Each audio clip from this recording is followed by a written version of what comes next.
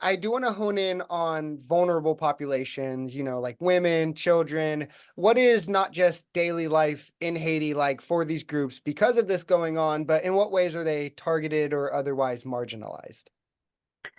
I'm really glad you asked that question. So Haiti is a really young country. Most of its population are children, well, not children, but young people. And the armed groups are really stealing their futures. Children are still being targeted for forced recruitment into armed groups. Um, it's a complicated question of sort of what forced recruitment looks like, but we're talking about a population of young people that really has almost no economic opportunities and is being terrorized by armed groups. And the only model that they're seeing of getting respect is sort of membership in these armed groups. So it's very difficult for young people to stay out. And there's been some really excellent reporting, including by Human Rights Watch, on kind of the practical reality of what kids are experiencing on the ground, where sometimes they're literally kind of their entryway is just getting a meal because they're starving and that's the only way they can get food. And then they're getting forced to kind of do errands and then progressively more violent actions. And so you're seeing this horrific dynamic of children being profoundly victimized by the crisis, being denied safety, being denied shelter, being denied food and water, being denied education. For several years now, many kids just have no schools to go to. And at the same time, they're being forced to commit really violent actions or at least witness really violent actions. It's an incredible level of trauma and hardship. And it means that it's a very complicated question of who's a perpetrator and who's a victim, and how do we think about members of armed groups, given that so many members are children, and are children who were forcibly recruited or at least had no meaningful choice in it. And that line of 18 years old is a very arbitrary one in the circumstance, right? Like we're talking about young people with no real choices, but who are also in some cases committing really horrific crimes. Women and girls are also distinctly vulnerable to the situation of sort of pervasive and omnipresent violence. Displacement is also enormously high in Haiti, and both children and women are particularly vulnerable in those situations. So you're seeing an enormous rise in sexual violence. It's been really high, and every time we write this report, we have to think of adjectives to try to capture just how widespread and how horrific and how inescapable this is for the women and girls, and it just keeps getting worse. So it's hard to really communicate other than to share that maybe I was at an event recently with some Haitian women speaking there, and they basically said for women and girls in Haiti, it's not a question of if, but when they will experience sexual assault. And increasingly, sexual assault is being perpetrated by multiple perpetrators. Often, well, not often, but in some cases documented as many as 20. But the majority of the sexual violence cases that are being reported are by multiple perpetrators. They result not only in profound trauma and significant physical harm, but also high risk of sexually transmitted infections and unwanted pregnancies. And Haiti is a country that does not allow for abortion, and access to sort of preventative and prophylactic care in the aftermath of an assault is really rare and hard to reach in time, even where it does exist. So what you're seeing is also women who are raped, sometimes becoming pregnant and being forced to carry those pregnancies to term, which results in sort of intergenerational harm and trauma, both in terms of deepening poverty, significant stigma for the survivors, and also really difficult circumstances for the resulting children, because as you can imagine, that's a really hard thing to navigate both for the survivor and the mother and the resulting child and their families. It's really pretty terrible. 1.5 million people almost are displaced in Haiti. It's sort of as a percentage, kind of the worst displacement situation in the world, not in absolute numbers, but it's absolutely enormous. and displacement results in distinct vulnerabilities, actually increased risk of sexual violence, but also just vulnerability to all kinds of other harms, greater difficulty accessing livelihoods, accessing food and water, etc.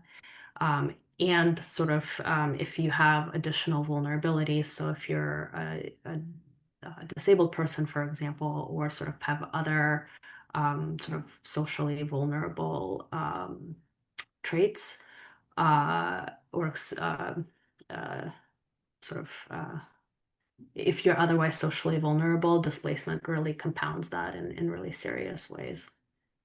And you touched on some of this in different parts, things like displacement, things like food insecurity, sickness, but I like to kind of get the humanitarian picture kind of painted in one place. Could you kind of go into what that looks like on the ground for people? Yeah. So I mean, first I'll say that reporting on always undercounts numbers, especially for things like sexual violence. So, there have even been points when various reporting entities, so for example, the UN Special Envoy in Haiti for a while was saying, we're not reporting out numbers because it's just fundamentally misleading because it's such an undercount. Um, but over 8,000 cases of sexual violence were reported for last year, and sort of those numbers keep growing year on year. And again, like this represents only a fraction. Over 9,000 people were killed in Haiti, according to the UN, which is a pretty significant increase over the year before. We're already seeing significant massacres this year in 2026. For example, there were at least 70 people killed in a massacre that took place in late March in the Artibonite department. So the level of killings is quite high, and as I mentioned, it's sort of complicated too because a lot of the operations by the police, by the international mission, by these private military contractors who are working sort of under the direction of the Haitian government. It's really resulting in a lot of deaths by these civilian defense groups.